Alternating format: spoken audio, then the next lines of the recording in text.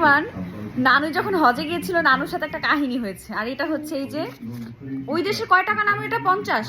ও 50 টাকা ওই দেশে। তো নানু যখন ওই দেশে মানে কি কিনছিল নানু? নিচে হিজাব কিনছিল।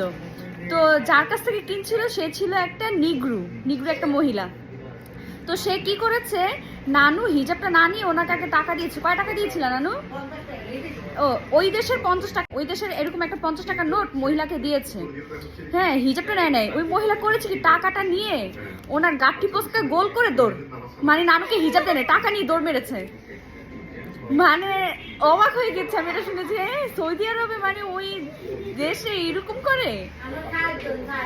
চারজন, ওই যে চারজন গিয়েছে এরকম, নানুর কাছ থেকে 50 টাকাটা নিয়েছে, উনি নানুকে হিজাবটা দেয় নাই। 50 টাকাটা নিয়েই ওনার মানে গাঠিটা গোল করে দিয়েছে দৌড়, আর হিজাবই দেয় নাই, ওনাকে পাওয়াই যায় না।